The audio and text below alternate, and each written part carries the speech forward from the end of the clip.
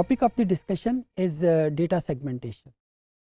ये बहुत important topic है, ख़ासकर जब हम डेटा एनालिसिस कर रहे होते हैं तो हमें कंप्लीट डेटा सेट की बजाय किसी ख़ास सबसेट का आंसर ही चाहिए होता है, या डेटे को हमने सबसेट करने के बाद हमें उसका आंसर चाहिए। मैं इसकी मिसाल ये देता हूँ।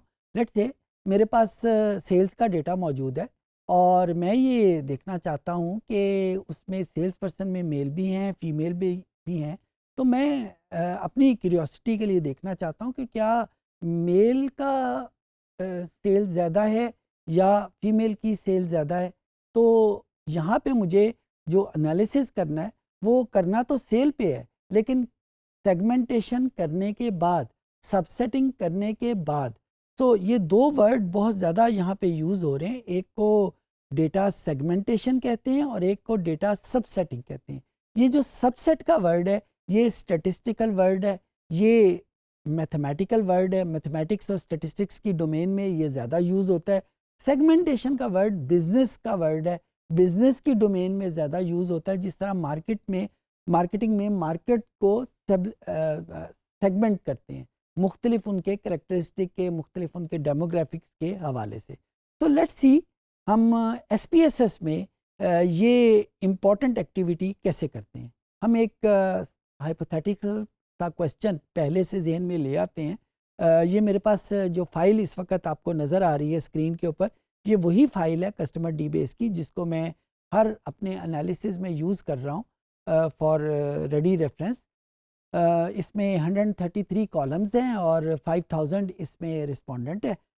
मैं ये देखना चाहता हूँ कि अगर आप इस क्वेश्चन को अपनी याद दहानी के लिए लिखना चाहते हैं तो लिख भी लें कि what is the average income of male and female. अब मेरे पास जो एनालिसिस है वो तो वही एवरेज कैलकुलेट करनी है, किसकी?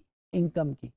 लेकिन इनकम की डायरेक्टली हमने एवरेज कैलकुलेट नहीं करनी, बल्कि पहले नंबर के ऊपर हमने इस पूरी फाइल को, मेल को अलहदा करना है, फीमेल को अलहदा करना है।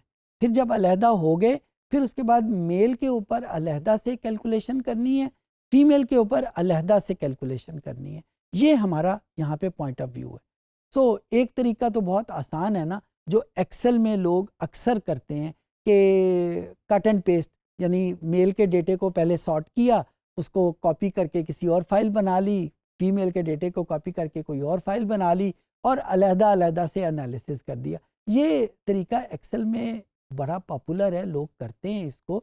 SPSS में भी हम कर सकते हैं, लेकिन ये बड़ा पुराना और एक सबमिसिव सा तरीका है, तो ये ज़्यादा रिकमेंडेबल यहाँ पे नहीं है। हम यहाँ पे कैसे करेंगे? बड़ा आसान सा तरीका है।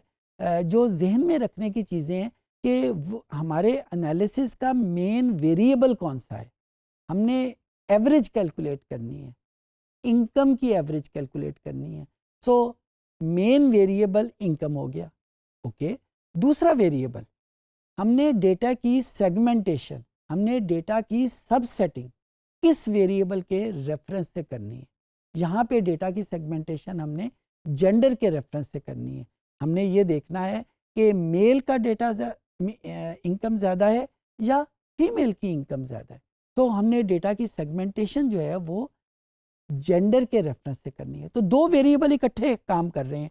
तो जो इम्पॉर्टेंट बात है जिस पे अक्सर गलती भी हो जाती है वो ये देखना है कि मेन वेरिएबल कौन सा है और सेगमेंटेशन करने वाला वेरिएबल कौन सा है। अच्छा, ये डिस्टिंक्शन उस वक्त भी इम्पॉर्टेंट हो जाती है क्योंकि आपको पता है इनके एवरेज मीन के तौर पे भी होती है, एवरेज मीडियन के तौर पे भी होती है और एवरेज मोड के तौर पे भी होती है, और उसके लिए हमने रूल भी बनाया हुआ है।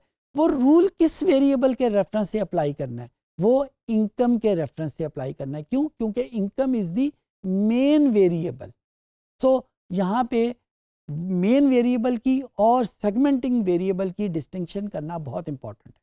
स्टेप नंबर 1 के तौर के ऊपर हम डेटे की स्प्लिट करेंगे, डेटे को सेगमेंट करेंगे, डेटे को सबसेट करेंगे।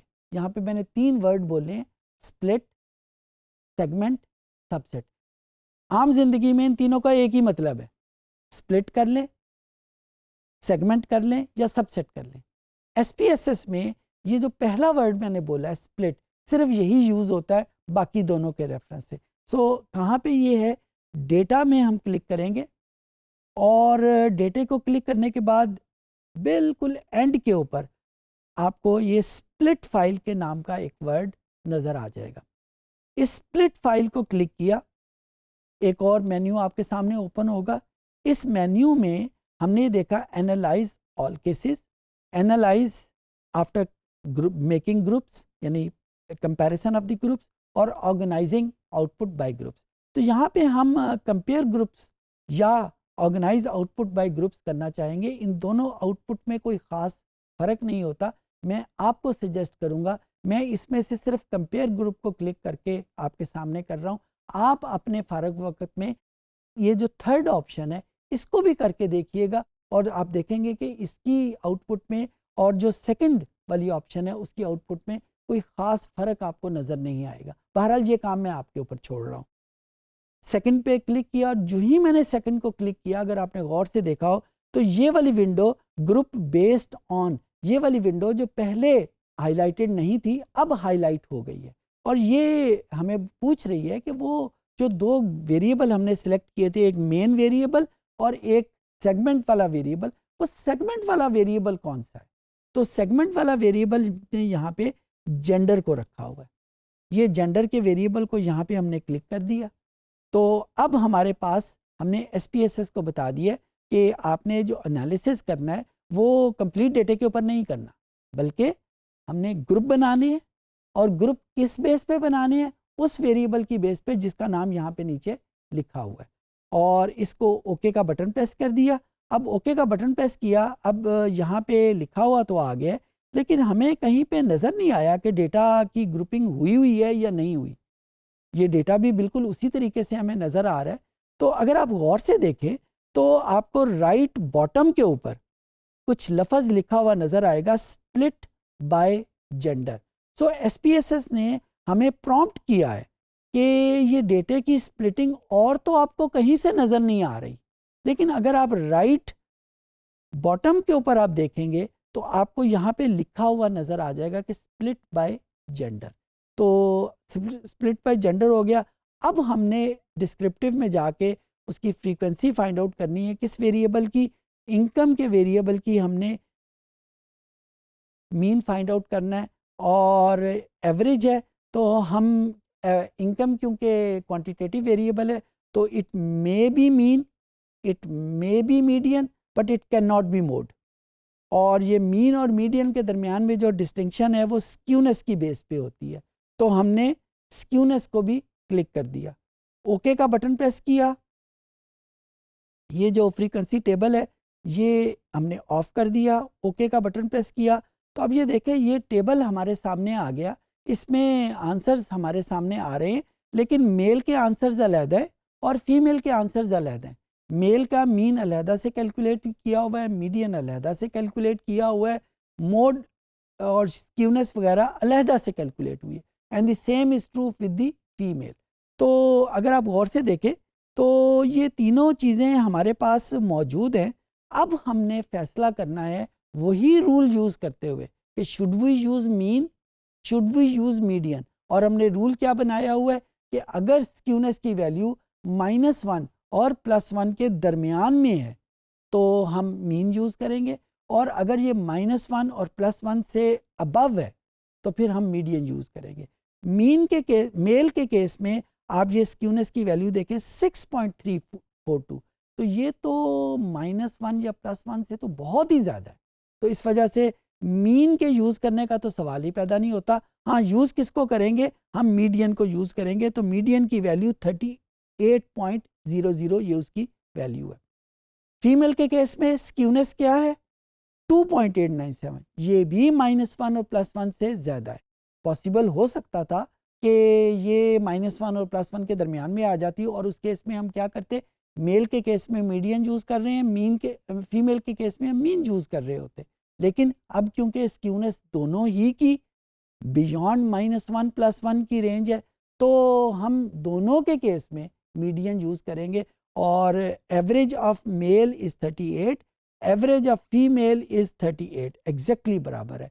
तो जो पहले हमने सोचा था जो हमारा ख्याल था कि मेल की एवरेज इनकम ज़्यादा है या फीमेल की एवरेज इनकम ज़्यादा है, तो उसका जवाब क्या आया कि दोनों की एवरेज इनकम जो है वो बराबर है, और दोनों के केस में हम मीडियन को यूज़ करेंगे, हम मीन को यूज़ नहीं करेंगे। अगर हम मीन को यूज़ करके ये फैसला करते तो हमारा रिज़ल्ट कुछ मुख्तलिफ होता। फीमेल की जो मीन इनकम है वो रिलेटिवली कम है, तो इस तरीके से हमारे पास उसका आंसर जो है वो डिफरेंट आ जाता। तो इस तरीके से हम डेटा की सेगमेंटेशन करते हैं, और सेगमेंटेशन करने के बाद जो भी एनालिसिस हमने करना हो वो कर लेते हैं। इस सेगमेंटेशन में अभी तक हमने सिर्फ एक वेरिएबल को यूज़ किया है, हमने सिर्फ जेंडर को यूज़ किया है। हम इस जेंडर के साथ साथ कोई और वेरिएबल भी यूज़ कर सकते हैं। लेट्स से हम एजुकेशनल क्वालिफिकेशन भी यूज़ कर लेते हैं, हम एजुकेशन या एज कैटेगरी को यूज़ कर सकते हैं। एज कैटेगरी को इसमें हमने एंटर किया, और अब ये एनालिसिस अगर हम करते हैं और ये एनालिसिस हम दोबारा से करें तो हमारे सामने अब देखें अब रिज़ल्ट कैसे आ रहे हैं। मेल के रेफरेंसेस सारी जो एज की क्वालिफ़िकेशन है वो अलहदा से नज़र आ रही हैं, और फीमेल की जो रेफरेंस है जितनी एज कैटेगरीज़ हैं वो अलहदा से नज़र आ रही हैं। अगर आपको ये तरतीब पसंद नहीं है कि ये फ़ीमेल पहले की बजाय बाद में होना चाहिए, तो हम इसका एक बड़ा आसान सा तरीका है, इसको डबल क्लिक करें। डबल क्लिक करने के बाद ये एक टेबल एडिटर में ओपन हो जाएगा। इस टेबल एडिटर में ओपन होने के बाद इसको क्लिक करके ये हमें बता देता है कि ये ग्रुप एज ग्रुप इधर है, तो हम इस एज को यहाँ से पकड़ के इसको पहले कर लेते हैं, पहले नंबर पे, तो पहले इधर कर लेते हैं। अब जो ही हमने इधर किया तो हमारे पास उसका जो स्ट्रक्चर है वो चेंज हो गया। अब ये देखा, ये हमारे पास उसका स्ट्रक्चर, ये एज कैटेगरीज इधर आ गई, जेंडर की कैटेगरीज इधर आ गई। तो इस तरीके से अगर हम इसकी तरतीब कुछ और करना चाहते हैं तो बिल्कुल उसी तरीके से हम इसको दोबारा से ओपन करके जो भी हम तरतीब करना चाहें वो यहाँ पे हम लेके आ सकते हैं। हम एज कैटेगरीज को इधर कर सकते हैं, तो अब ये हमारे पास बिल्कुल डिफरेंट किस्म की ओरिएंटेशन उस टेबल की बन गई। इस जेंडर को दोबारा इधर लेके आना चाहते हैं तो इधर यहाँ पे हमारे पास आ जाएगा।